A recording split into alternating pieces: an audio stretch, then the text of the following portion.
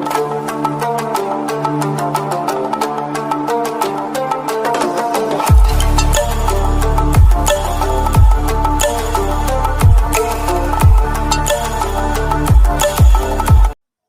Guys and welcome to my channel. Friends, आज मैं explain करने लगी हूँ एपिसोड नंबर 19। ड्रामा सीरीज़ है लव O2। अगर आपने सीरीज़ की पहली वीडियोस को नहीं देखा तो आई सजेस्ट ज़रूर देख लें। लिंक डिस्क्रिप्शन बॉक्स और कमेंट सेक्शन में मिल जाएगा। एंड प्लीज़ मेरे चैनल को सब्सक्राइब करना मत भूलें। Thank you. तो गाइस, स्टार्ट में वेवे और अर्शी बस स्टॉप पर बहुत खुशी खुशी मिल रही होती है। फिर वे उसे लिंग के अपार्टमेंट पर ले जाती है और अर्शी इतने बड़े और ब्यूटीफुल अपार्टमेंट को देख देख कर खुश होती रहती है।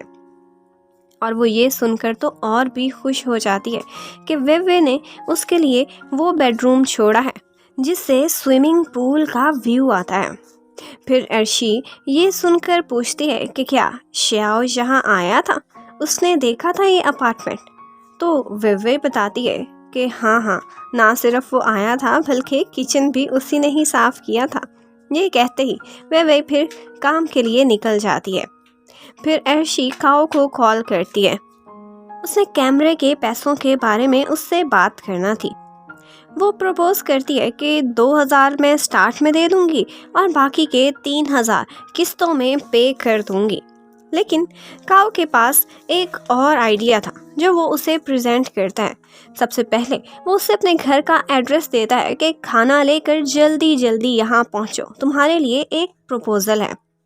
फिर जब वो आती है तो उसकी नज़रों से ऐसा लग रहा था कि वो उसके घर को देखकर काफ़ी इम्प्रेस हुई है। उसे लगा था कि ये वेवे के बारे में मेरे से बात करेगा, लेकिन वो कहता है कि वो कितनी बड़ी एक्ट्रेस है, इतनी बड़ी है कि तुम्हें भी किसी दिन बेच के खा जाएगी। फिर वो सीधे मुद्दे पर आता है कि एक्चुअली तुम मेरी कैट का कुछ दिनों के लिए ख्याल रख लो, उसके बदले मैं तुम्हें एक दिन का 100 युआन दूंगा। अर्शी को तो कैट्स बिल्कुल भी अच्छी नहीं लगती थी, लेकिन क्या करती बेचारी, पैसे के लिए क्या कुछ नहीं करना पड़ता, फौरन से मान जाती है। एक्चुअली काओ ने कुछ अरसे के लिए आउट ऑफ स्टेशन जाना था, तो वो अर्शी को अपने कैट की सारी रूटीन और लाइफस्टाइल के बारे में बताता है। तो अर्शी सोचती है कि मुझसे अच्छी तो लाइफ इस कैट की है। फिर काओ उसकी कैट सिटिंग की ट्रेनिंग स्टार्ट कर देता है और सबसे पहले वो उसकी कैट की पॉटी साफ करना सिखाता है, जो कि अर्शी के लिए सबसे मुश्किल काम था।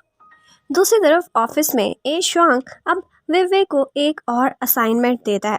उस गेम के लास्ट लेवल के लिए उसे कुछ ड्रॉप रेट्स मेजर करके देने थे। लेकिन फिर वे नया काम स्टार्ट करने से पहले ए शुआंग के व्यूज़ भी लेती है कि उसका लास्ट काम कैसा रहा। उसने कुछ भी मैसअप नहीं किया, जैसा कि ए शुआंग का ख्याल था गर्ल्स के बारे में। फिर वे अपने हिसाब से वो काम करना स्टार्ट कर देती है। वो उस गेम के लिए एक प्रोग्राम राइट करती है। ए शुआंग आकर देखता है, तब वे एक पेपर पढ़ रही थी, तो वो उससे रूडली बिहेव करता है कि तुम काम नहीं कर रही। तो वो कहती है कि मैं खुद नहीं, मेरा डेवलप किया हुआ प्रोग्राम गेम को रन कर रहा है।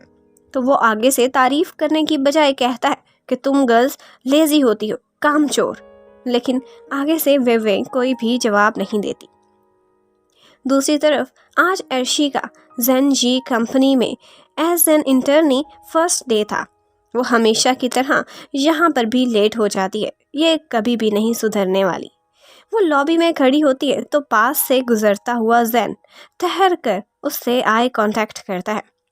वो ये सोच रहा था कि अब गेम वाली वे इन समर्स मेरी वर्कर होगी और मैं उसका बॉस।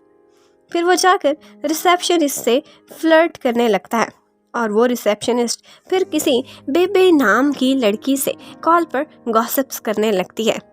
यानी कि अब हमें ज़ेनजी कंपनी के सारे नमूनों की स्टोरी भी पता चलने वाली है। फिर HR से एक लड़की आकर अर्शी को उसके डेस्क पर ले जाती है। अर्शी उस लड़की से पूछती है कि यहाँ मेरी सैलरी क्या होने वाली है, और वो ये जानकर बहुत खुश होती है कि उसे एक दिन के 150 युआन मिलने वाले हैं। फिर अर्शी कैलकुलेट करती है कि इंटर्नशिप प्लस कैट सिटिंग वो डेली के 250 युआन कमाने वाली है। वो खुशी से इतना ऊंचा चिल्लाती है कि सारे लोग उसे घूरने लग जाते हैं। लेकिन अर्शी और एम्बेरसमेंट कभी एक जगह इकट्ठे नहीं हो सकते। फिर अर्शी हैरान बैठी होती है क्योंकि उसे कोई काम किसी ने अभी तक नहीं दिया था।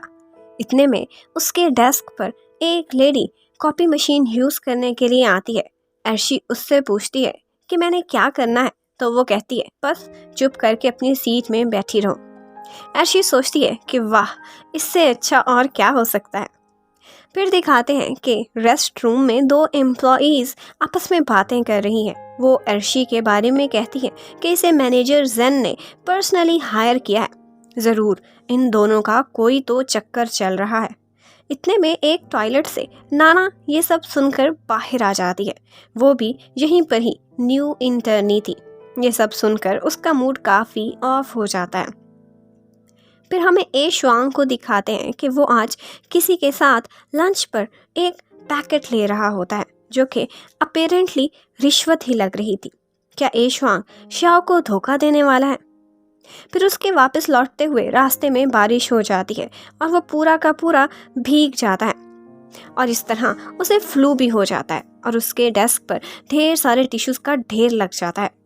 तो ओल्ड मैन वेवे को भेजता है कि इसके लिए कुछ जाकर मेडिसिन ले आओ। जब वो वापस आती है तो वो बेचारी भी भीगी हुई थी।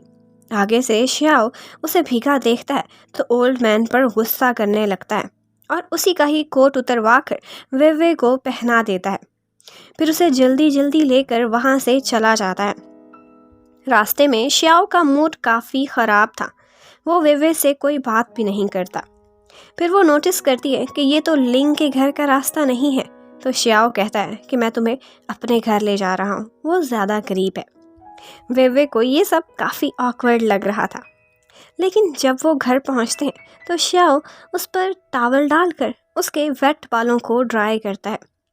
साथ ही साथ श्याओ कहता है कि तुम्हें ए शुआंग की वजह से काफ़ी परेशानी होती है, लेकिन वेवे का कहना था कि ये कोई भी बड़ी बात नहीं है। तो ये सुनकर वो वेवे को किस कर लेता है। फिर बाद में श्याओ वेवे को अपने नए कपड़े ला कर देता है कि गीले कपड़े चेंज कर ले। वेवे वो कपड़े ले ही नहीं रही थी तो श्याओ कहता है वरना जो मैंने अभी पहने हुए हैं यही उतार कर दे दूंगा। तो वेवे जल्दी जल्दी वो कपड़े लेकर दरवाज़ा बंद कर लेती है। फिर अगले दिन हमें दिखाते हैं कि ए शुआंग का वेवे की तरफ से डिस्क्रिमिनेशन वाला माइंडसेट अब आहिस्ता आहिस्ता चेंज हो रहा है। अगला दिन सैटरडे का था। वेवे को छुट्टी थी लेकिन अर्शी ओवर टाइम लगाने वाली थी। वेवे उससे आज छुप कर बैठी हुई थी क्योंकि उसकी नेक पर एक लव बाइट थी। वो अर्शी के जाने के बाद मेकअप से उसे कवर करती है। अर्शी काम के बाद फिर काओ के घर जाती है। वो उसे कहता है कि तुम कितनी गरीब हो, जब देखो तुमने यही शर्ट पहनी होती है। फिर वो अर्शी को कैट को नहलाने का कह देता है और ख़ुद जाकर गेम में बैठ जाता है। वो देखता है कि वेवे ऑनलाइन है लेकिन आज वो उससे बात नहीं कर रही। एक्चुअली आज अर्शी ने वेवे से कहा था कि उसकी जगह फॉर्जिंग प्रैक्टिस करे, तो वेवे ही अर्शी के अकाउंट से लॉगिन हुई बैठी थी।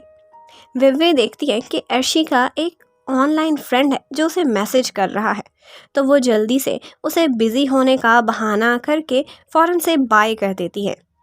काओ को आज वो कुछ बदली बदली सी लग रही थी और यहीं पर ही ड्रामे की एपिसोड ख़त्म हो जाती है।